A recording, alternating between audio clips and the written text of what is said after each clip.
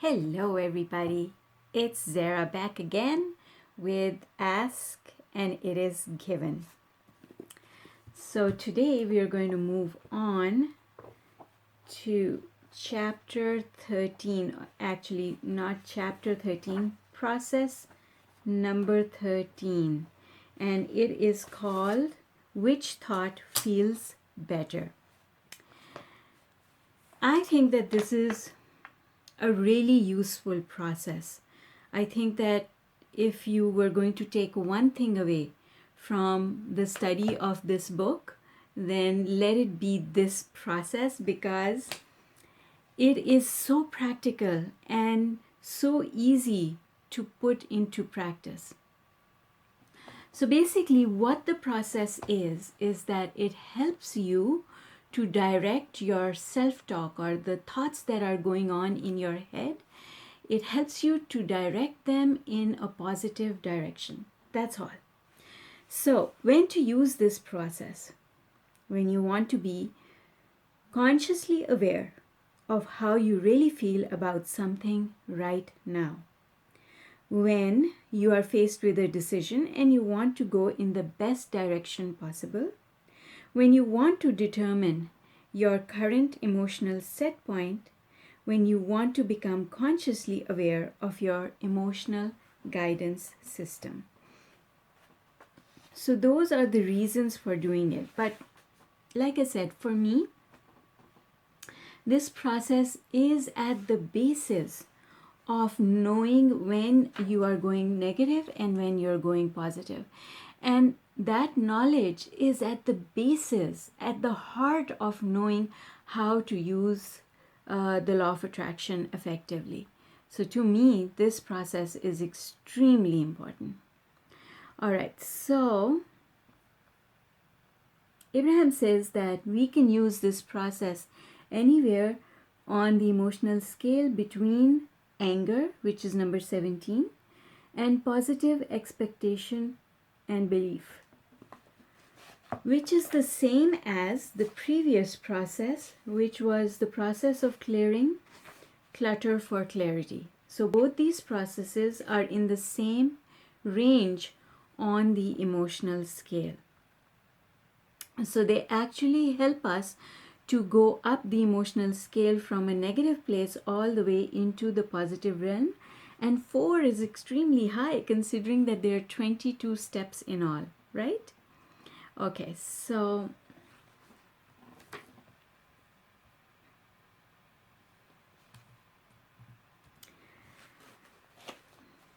Abraham says everything is really two subjects, something that you desire and the absence of something that you desire. And we've looked at that in previous chapters as well.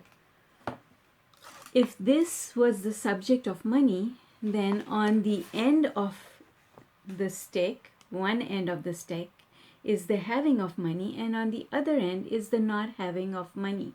Just because you're talking about money does not automatically mean that you're talking about it from a positive place. If you don't pay attention, then you could be talking about money from this place of not having it. And when you do that, you're actually creating problems for yourself in the future. And that's what Abraham is saying over here. Some believe that they are focused upon the subject of a healthy body, when instead they're focused on the fear of a sick body. So there's a difference. Every subject can be looked at from two different perspectives. It's the same thing as looking at the flip side of a coin, right? It's the same coin, but it has two flip sides. Okay. So Abraham recommends that we use the question, which thought feels better, in order to start feeling inside. And usually for most people, you'll either feel it in your gut or you'll feel it over here.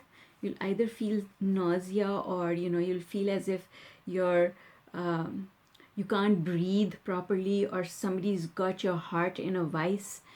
Or you can feel it in your abdomen, but you can feel your emotion when it is negative, and you can also clearly feel your emotion when it is positive. So when you ask yourself this question, which thought feels better, you are asking your body to respond to the thoughts that you're thinking. And your body really knows how to do that because it's doing that all the time. It's just that we are not listening.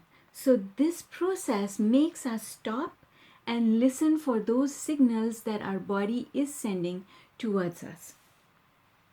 Okay, so Abraham says this game is most effectively played when you are alone because no one else can really know or understand which thought feels best to you. Often when you are interacting with others, you may be confused about whether the thought actually feels better to you or whether you are offering it because you think it is the choice someone else would want you to make.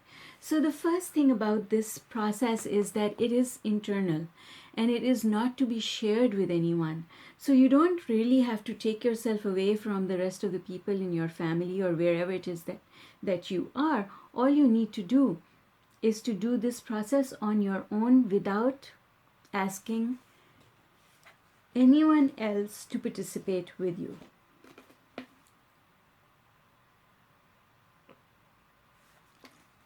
Because nobody can really tell how you feel. The only way someone can relate to you is if they had the same perspective all through life from when they were born. The same experiences, not only the same experiences, but the same reactions to those experiences and the same conclusions based on those experiences. Because it's what we conclude about an experience that we have that turns into a belief. So when someone treats you badly, you just give them the label of not being nice people. You have arrived at a conclusion based on your experience, but also based on your perspective about that experience. Because just as easily you could have said, oh, he's just having or she's just having a bad day, but you didn't do that, right? You had the choice to, but you didn't do that. So unless somebody went through exactly the same experiences at the same point in time as yourself and came out with the same conclusions as yourself, they cannot have the same belief system as yourself. Of course, there'll be an overlap. Of course, when we say we want to meet like-minded people, that's what we're saying. We're saying we want to meet those people who share a lot of the same conclusions that we have come to. That's all there is to it. Because those same conclusions become a foundation, a commonality that gives you a place that you can relate to each other from, right? Okay, so it is important to leave everyone else's ideas, desires, opinions, and beliefs aside while you identify for yourself how you feel. That's what this whole process is about. It's about knowing how you feel. When would you play this game? There are limitless possibilities of thoughts that you might think on limitless subjects, but your own life experience and the contrast that you are living will help you identify the subjects on which you may want to focus. So basically, that's what it is all about. It's about your being able to focus on your life and changing your perspective little by little. When you ask the question, how does this feel, or which thought feels better, and then you flip to the better feeling thought, then what happens is you're slowly moving your perspective from one place to another place. And when you change your perspective, if you're moving towards a better feeling place, then you're moving up the emotional scale. And when you look at things from a place high on the emotional scale, everything appears to be better, nicer. Okay.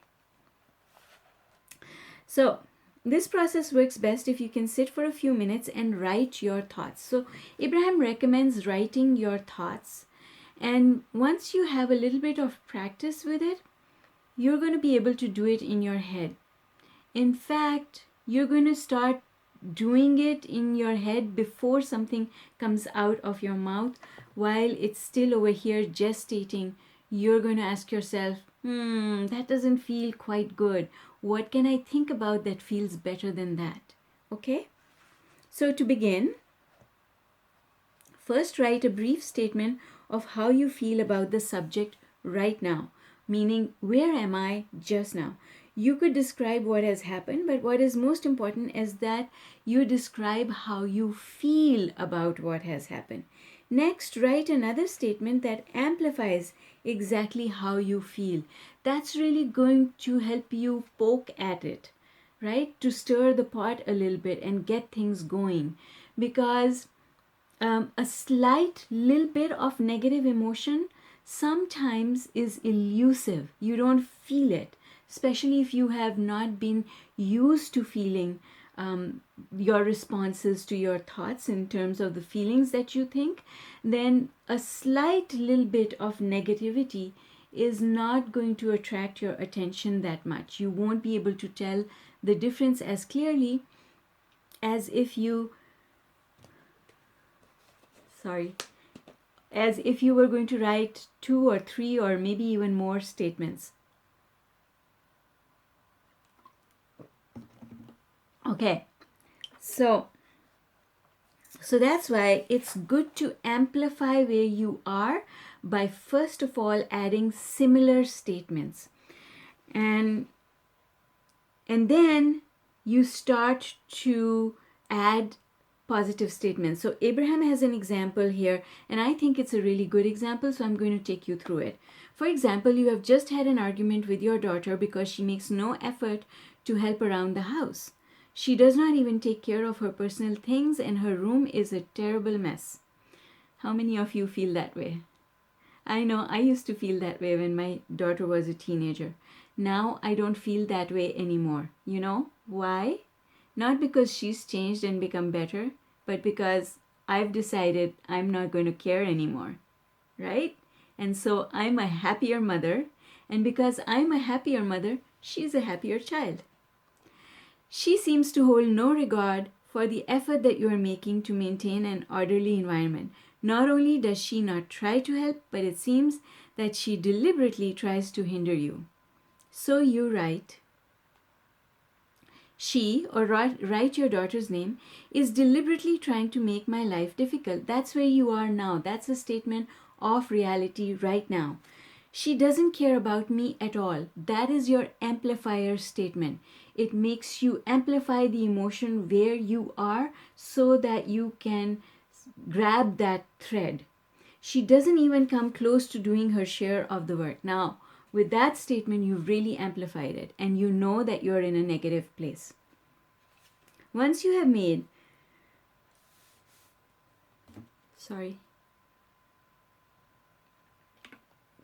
Once you've made a few statements that indicate how you really feel right now, make this statement to yourself.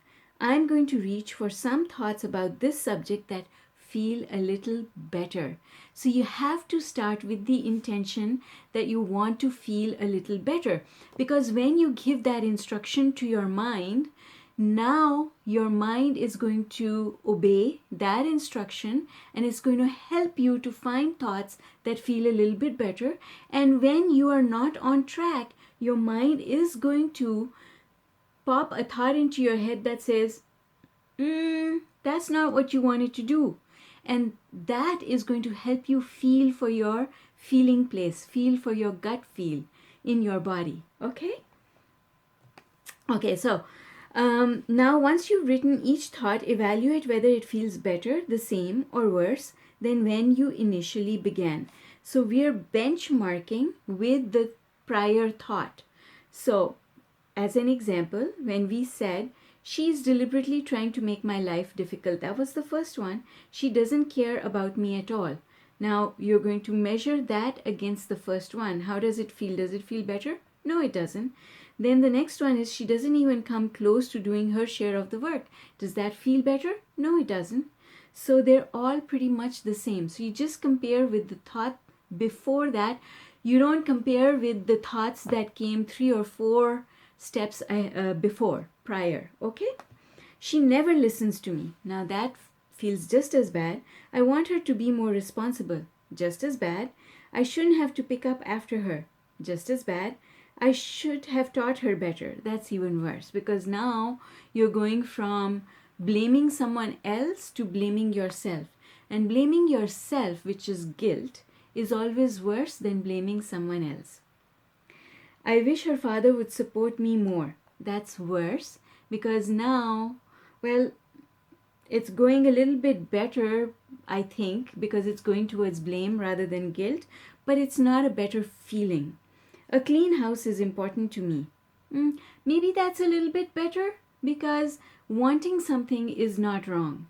I know she has a lot on her mind. Now that feels clearly better, because now you're forgiving her. You're saying, oh, she probably has so much on her mind that she's being forgetful.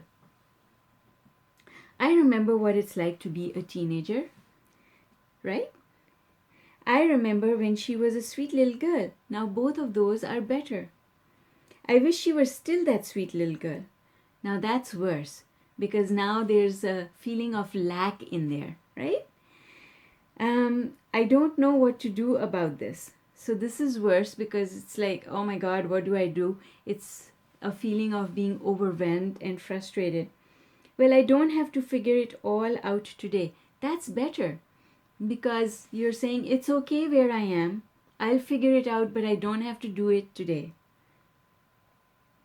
There are so many things about her that I adore.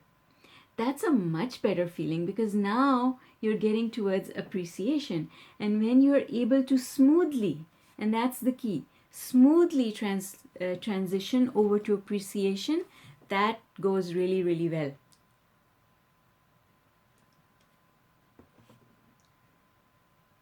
I know there's more to life than a clean house. So now you're becoming even more forgiving, which is even better than before. It should be okay that I want a clean house. Now that's going on the other side, because you're saying they don't understand. And every time you go that way, then it becomes worse. Every time you involve other people in the mix. It's all right that I want my house to be clean. That's okay, right? There's nothing wrong with that. It's fine that she doesn't care about that now. That's forgiving, so it's better. Remember that there are no right and wrong answers here, and no one else can really know which of your thoughts bring better or worse feelings to you. Because someone else could go through this, and even though I resonate with the way Abraham has put it over here, but someone else might read these and have a completely different emotional response to them. We want to say to you that your thoughts change the behavior of everyone and everything who has anything to do with you. For your thoughts absolutely equal your point of attraction, and the better you feel, the more that everything and everyone around you improves. In the moment that you find an improved feeling, conditions and circumstances change to match your feeling.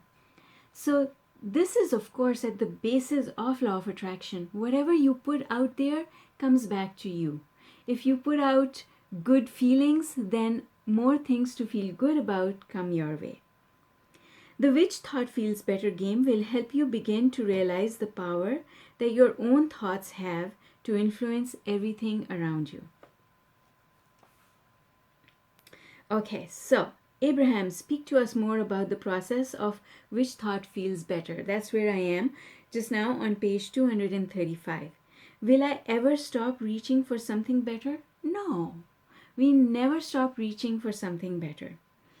And when you take the limitations of time or dollars out of the equation and you trust that the universe will conspire to satisfy every idea you can conjure up, then you let your ideas rip. But as long as you feel limitations, then you keep trying to rein them in and rein them in and rein them in. What does that mean? That means that we become afraid to ask. we become afraid to dream because we don't want to ask for things and then feel bad about asking for them. That's what that means. You know, it's like when things are not going well and you just get used to being in that place of not having all the things that you want. And then a thought comes and now you're afraid to put it out there because the hurt that you feel when things don't happen the way you want them to is so big. Okay. So the way to do it is to soothe yourself, to make yourself feel better about where you are. And that's where Abraham is giving this example of wanting to redo your kitchen. And then Abraham suggests that you say, well, our current circumstances really don't allow us the money to do all this stuff that we want to do. We want to remodel our kitchen, and our decisions about not going into great debt about it are very clear decisions. So if a decision is very clear, then all you have to do is stay lined up with it. Once you make a decision, Abraham says, once you make a decision, line up with it or make it good. That's a phrase that's used commonly, isn't it? Make a decision and then make it good, meaning that you have to stay lined up with it. Once you make a decision, don't go looking for the pros and cons, because if you do that, then you might want to change your mind, and it may not be the best thing to do to change your mind. Okay, so what do we do with these exploding ideas or dreams or wanting of things? So Abraham says, we say, does every one of them have to manifest right now? Or can you begin to take pleasure from the idea itself?